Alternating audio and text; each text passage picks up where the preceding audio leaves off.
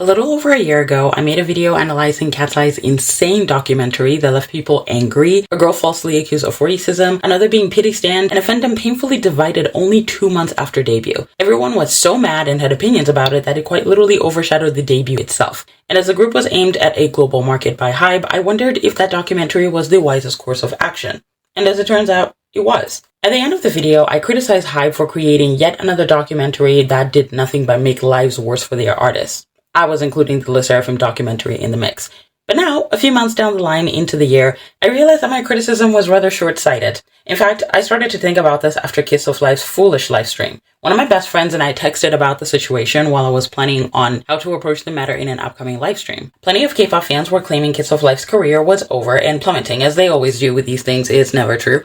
But I remember saying to her, imagine if they released Igloo after this fiasco. To which she responded, everyone would immediately forget about that livestream. Only then did everything click. I had been observing the KATSEYE documentary wrong. Don't misunderstand, I still think the only reason fans criticized Adela was because she was white. I still stand by that. But my point of view of the documentary, being a mistake in general in the end, was not thought all the way through. Maybe angering everyone actually was the best way to not only market the group itself, but also Adela. I was more convinced of this train of thought a couple of months later as we were introduced to the members of All Day Project. In less than a second, K-pop stans immediately jumped on Tarzzan for his cornrows, and not long after, criticized Annie for being rich. While Chan Youngso and Bailey escaped unscathed, the internet was still very angry at Teddy for making a group of what they called untalented rich kids. Speculation about their families paying Teddy to make a group involving their kids blew up, with everyone giving a piece of their mind about it. It didn't help that when the group did amazing on the charts with their debut, accusations of chart manipulation, and more than that, disappointment that Tarzzan's cornrows didn't tank them as a group were all over the internet. Literally not a day passed without the group being dragged for something. For some reason, no matter how much people hated Tarzzan, Annie, the group, Teddy, the music, they just couldn't keep them out of their mouths. It amazed me. You would think like at some point, some people would have at least learned to ignore things that they don't enjoy, but apparently human beings just aren't wired like that. Emotional investment is the ultimate secret weapon, and within this age of the industry, where social currency is measured by how often you're being talked about, emotional investment is a necessity to success, now more than ever. And that further made sense when, a few weeks after Kiss of Life's quote-unquote cancellation, KATSEYE dropped a teaser for Gnarly, a song so hated it shot them into international fame. You know, when you actually put everything together, Gnarly's success, the documentary, Adela's increase to fame, the coming of Prelude, suddenly everything just starts to feel a little calculated, doesn't it? This is what prompted the beginning of my interest in understanding rage marketing, and realizing how when it is done right, rage marketing does work. And I fear HYBE and Teddy have done it right.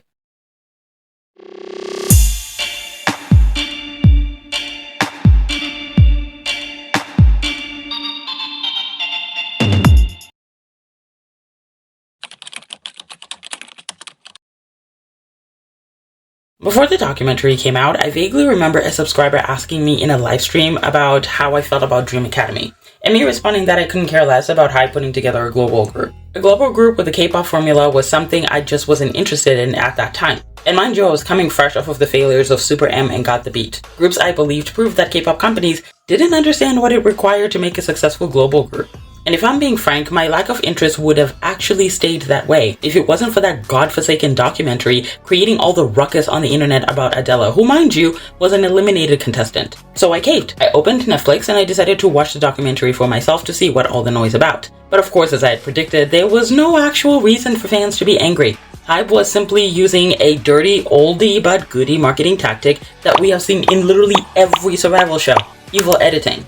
It literally felt like a nothing burger that HYBE cooked up to get attention. But as I mentioned before, I was being short-sighted in my observation, which, if I'm being honest, is a sign that HYBE's choices are pretty smart. But let me not get ahead of myself. But even in my short-sightedness, there's one thing that just kept bothering me. Why the admission that Adela would flourish better as a soloist while assassinating her character in the same episode? Like, possibly harming her chances of pursuing exactly that. Like, if she were to pursue a career, right, this documentary is how people would get to know her, and considering how she was painted, there was no way this could have been a good thing. This confused me because while I knew what rage bait was on the surface, I didn't understand what it really took for it to work, without the public largely noticing it as rage bait to begin with. The entire concept of rage bait marketing involves creating controversial or polarizing content to provoke negative emotions in order to create engagement. or increase it. But this is a tactic that has been misused so many times that the most reasonable people can notice it, which in some cases actually negates the purpose of increasing engagement. The other day I came across a short of Ion overperforming on stage and then immediately stopping a few seconds in to moderate her facial expressions,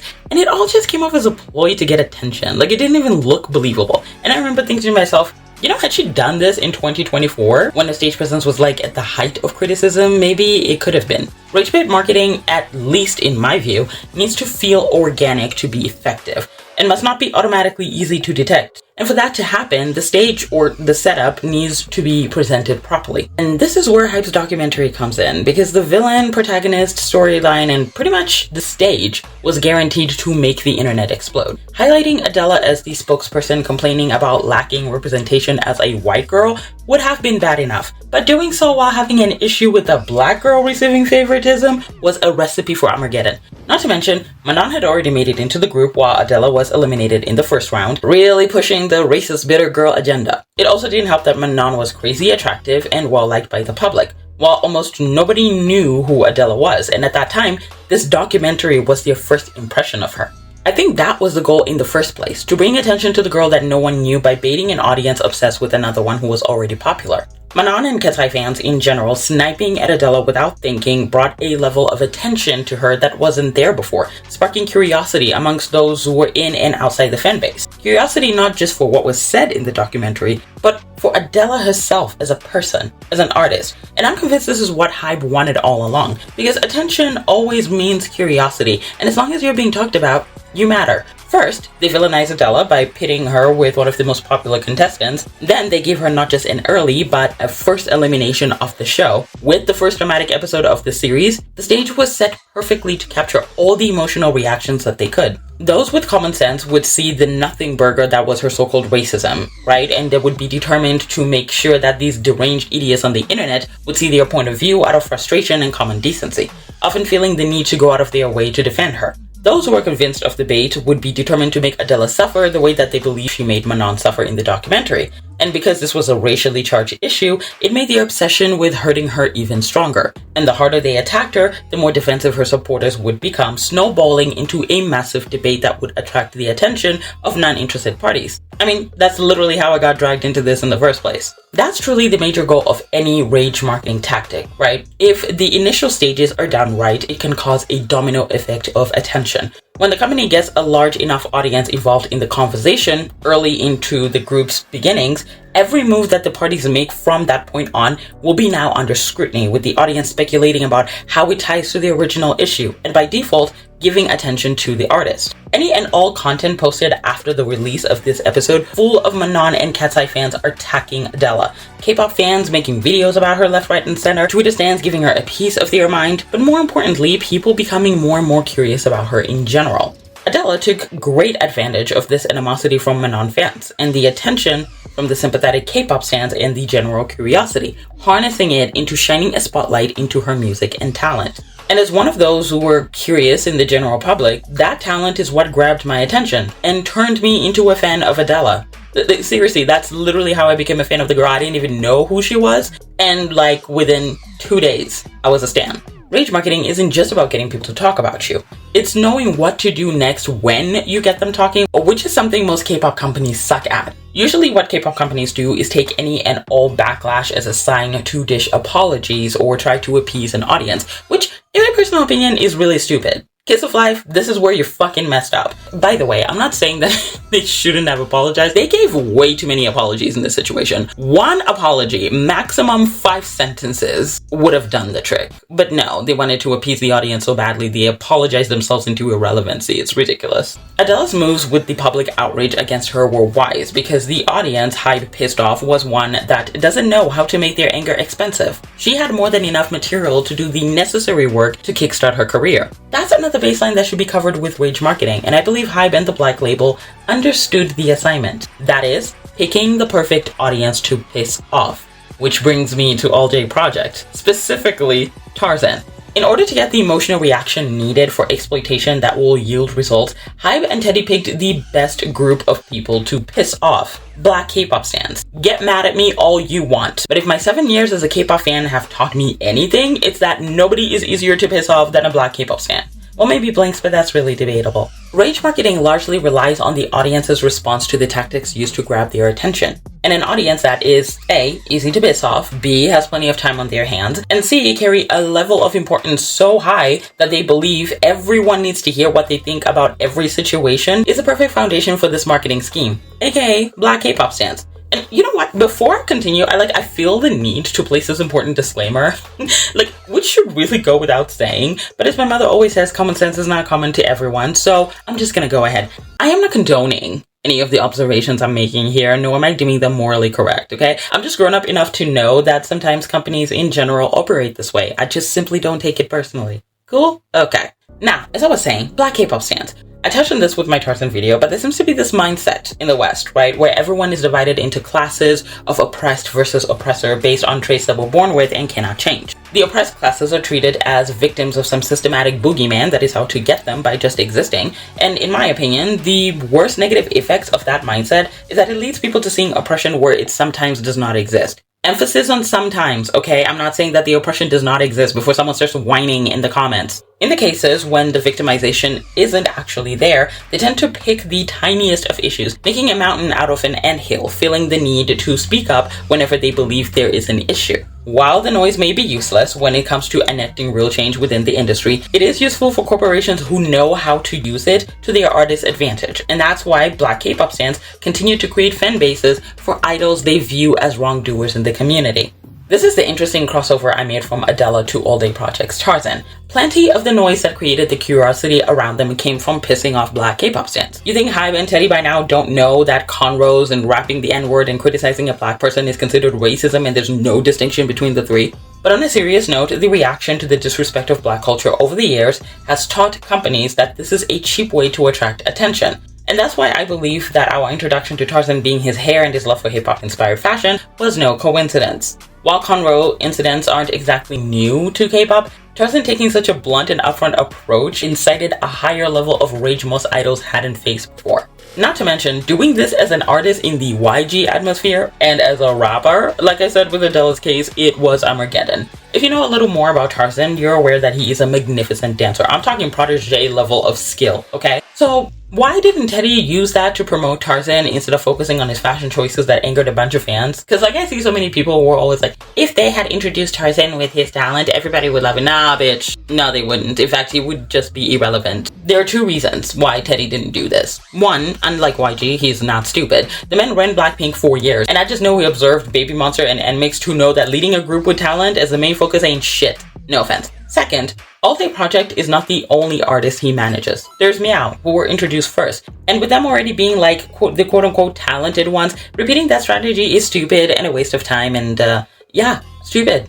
Another thing to note, Tarzan is not the only exquisite dancer in the group. There's Bailey, and dancing happens to be her standout quality as well. If you recall, I talked about this in the Blackpink Olympics, specifically Jisoo's episode, on the importance of individuality in groups, especially those that end up becoming popular in the West. Jisoo was expected by many to continue the baton of the it girl in Korea because of her beauty. But then Jennie happened, and it caused friction between their fan bases. This meant that Jisoo needed another role, and her fans became desperate to give her one outside of what everyone else was doing. Now, am I saying that Tarzan's role is to be the alleged cultural appropriator who pisses everyone off? Not really. Actually, I'd argue that he's supposed to have the role that Lisa had in Blackpink, which I know is like a terrible example because Black K-pop stans hate Lisa too.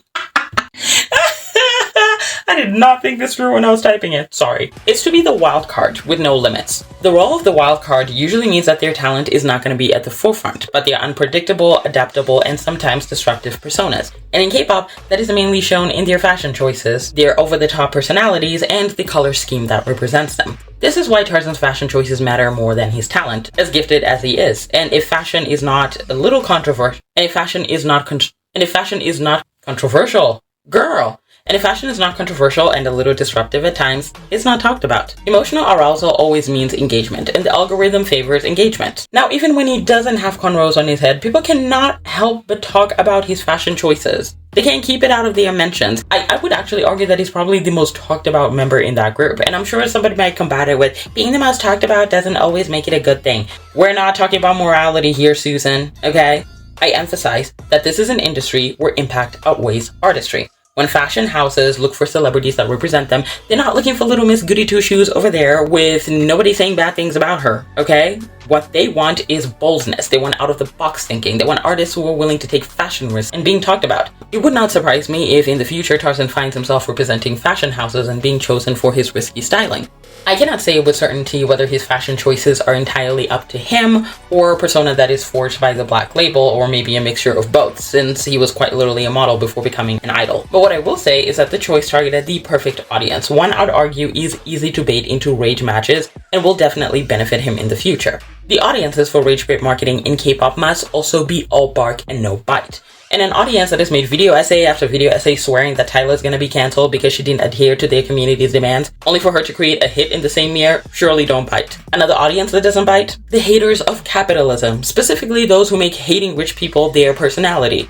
We need to touch on them a little bit because Tarzan is not the only quote-unquote controversial member in this group. There's Annie. Annie is a special type of controversial because she doesn't necessarily have to do anything to be considered a problem. Any and all of her actions will be twisted into being a sign that she is awful because the rage is not based on what she does but who she is. To be more precise, the money she comes from. Socially, there's been this rising hatred for capitalism. And don't get me wrong, the hatred for capitalism has always been there. But with our current generation, that hatred has escalated to epic proportions that we're starting to flirt with socialism like it's a good thing. Anyway, as I expressed earlier, character matters very little when it comes to judging others, especially those with public platforms. And a lot of this is focused on traits that you cannot change. And coming from money is one of the many that is considered unforgivable. Money, or having plenty of it, is associated with being out of touch, snobbish attitude, financial abuse of others, greed, and yes, capitalism. So with Annie's background, her actions will never ever be taken at face value, but rather will be judged through the lenses of her financial privilege. It goes further than that. Actions of others, specifically by her label management, will also be attributed to her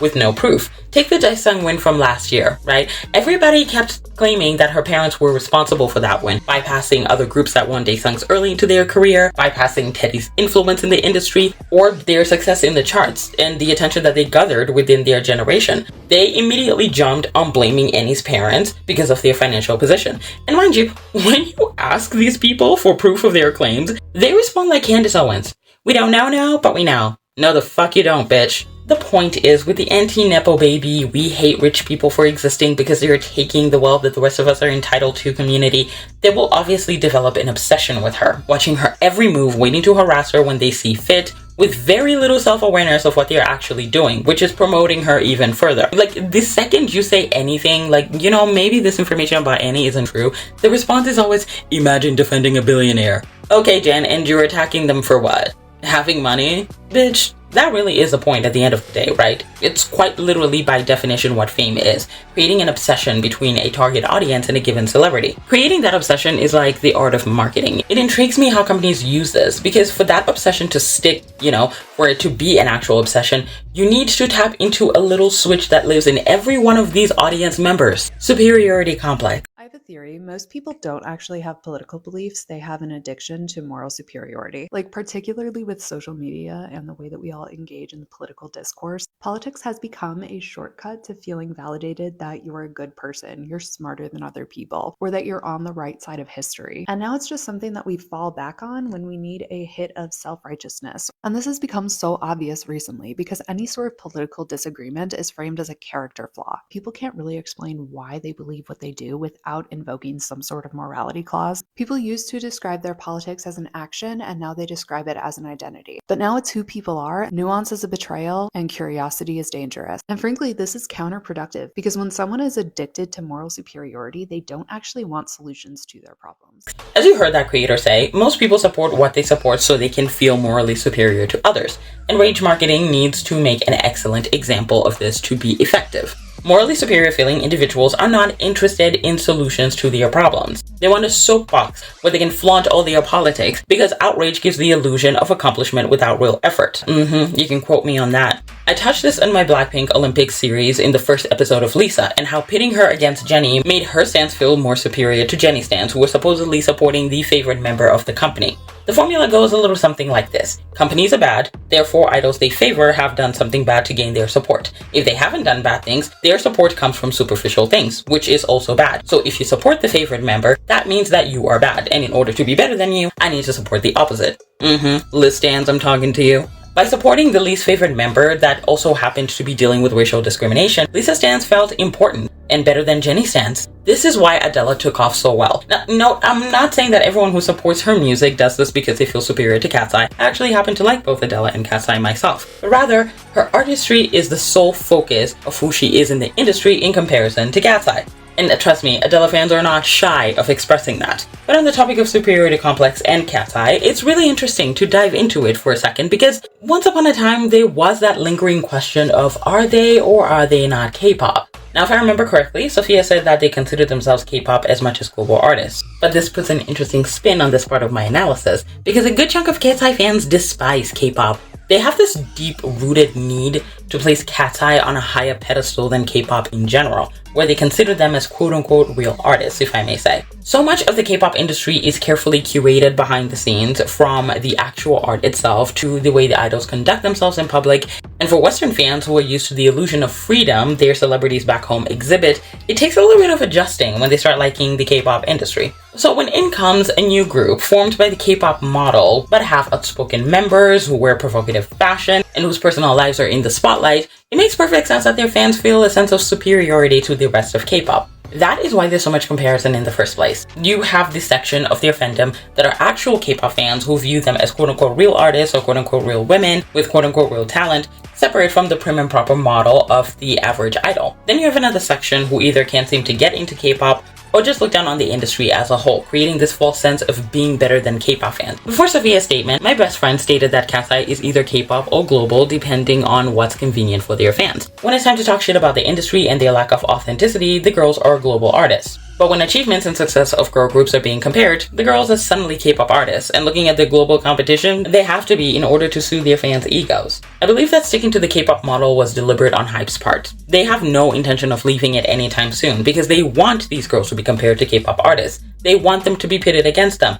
They want them to be given the pedestal of being better than K-pop without actually putting the work required into it. The lyricism, concepts, artistry, music, and style are nothing to rave about when you actually compare them to some of the artistry that K-pop groups have explored. The standards are quite similar, if you're gonna be honest, and several K-pop groups can be placed higher than them in some of these areas. Like, KATSEYE's best concept is not touching Revova's worst concept any day of the week. It's their personalities that are actually made to stand out, that give the illusion of being authentic according to Western celebrity standards, giving the appearance of being better than K-pop when in reality, they're nowhere close to being that. That is the purpose of rage marketing. It uses emotion, and that's the only reason why KATSEYE fans carry the superiority complex. It's the emotion that they feel towards the girls' personalities. Not that there's real artistry in KATSEYE that the rest of K-pop is missing. I mean, these people will literally scream gnarly and Game Boy lyrics with all the passion in the world, but claim that Blackpink's lyrics lack depth and artistry with a straight face. Yeah, okay, girl. You know what? No, actually, let's talk about Blackpink. Yeah, because I am going to go there.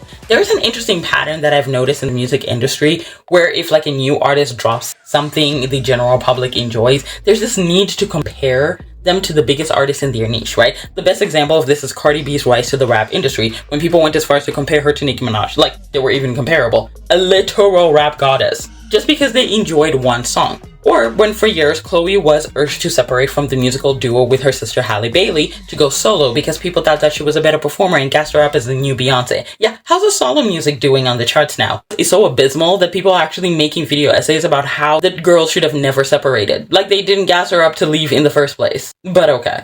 Anyway, this is the same issue with KATSEYE's comparisons to Blackpink. Now, I'm not definitely claiming that Blackpink are a Nicki Minaj level of artistry, okay? That would be dumb. What I am saying is that because they've been at the top of the girl group food chain for the better part of the last decade, with KATSEYE coming in with one shiny song, it's not surprising that Blackpink are the punching bag of KATSEYE's fandom. And you can see this because the comparisons stick to things like stage presence and choreography coordination. Because, like, there's no way they're gonna talk about achievements, or better yet, lyricism. Rage marketing works because it blinds people to reality. It takes away the nuance that is necessary in conversations. Because thinking about it, like Blackpink used fashion, looks, and star power to become the dominating girl group for years, KATSEYE is doing the same with looks and personality. The real artistry is nowhere near different, and sure, the argument about stage presence may hold merit, because KATSEYE are better performers and vocalists than Blackpink, but everything else that makes them popular is more nuanced than their fans are willing to admit. And this is why rage marketing continues to work, because it ignores all the nuance, like the comparisons between Lisa and Daniela. Like, we're not allowed to say that Lisa is a more versatile dancer than her. We can't say that, because in case you haven't been around for the last 2 years, or haven't seen the comment section of my K-pop soloist video, Lisa is Satan, and we can't compliment her on anything. So all the conversations just end up at extremes because they are completely emotionally charged. I believe that HYBE and the Black label are counting on these conversations to remain that way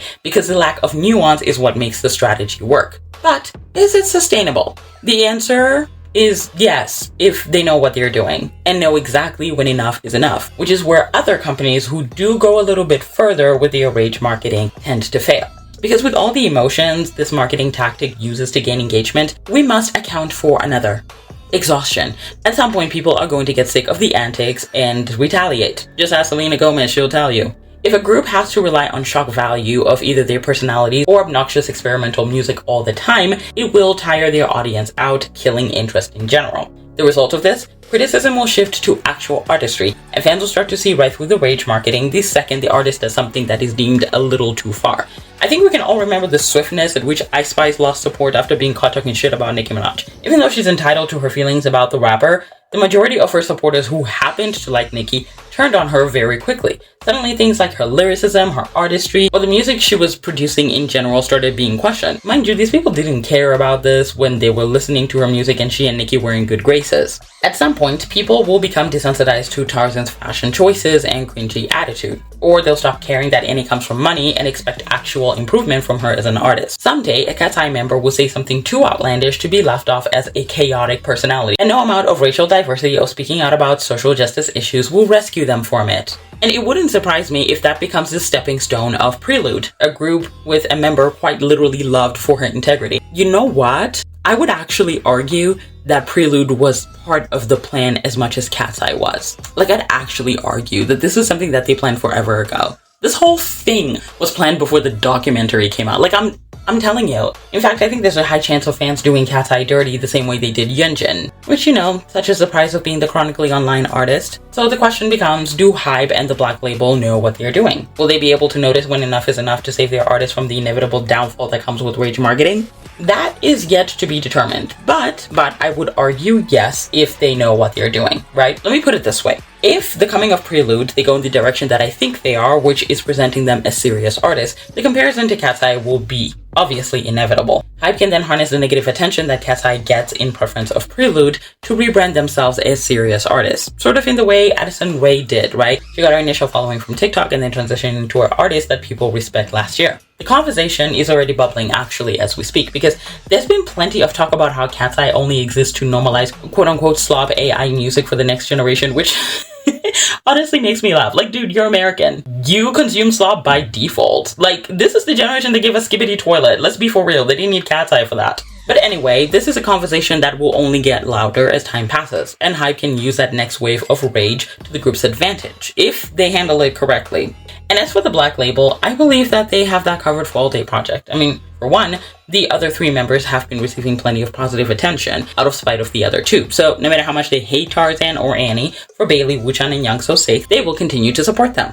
Also, the main target audience for All Day Project is the K-pop sphere anyway, and considering Teddy's reputation and the YG umbrella, I think they're more likely to rely on that safety net in comparison to KATSEYE, who are setting their sights higher for global domination. I did not prepare an outro for this. I actually had no idea what I was gonna say. Anyway, I didn't touch on the morality of this thing because we all know rage marketing is not a good thing, okay? I just know like somebody in the comment section is gonna want to be like, it's not a good thing. We know, Jen, okay? These are corporations. They're not good people. It was mainly just to talk about just the marketing strategies that are being used in different groups. And yeah, that'll be it for me. I cannot wait for the next episode with Cordis and Kiki. So until next week, where you will get my Scorched Earth K-pop salty opinions video. I don't know. I haven't decided what the title is going to be yet, but it's an opinions video. Okay. Anyway, I will see you then. I love you. Bye-bye. Mwah.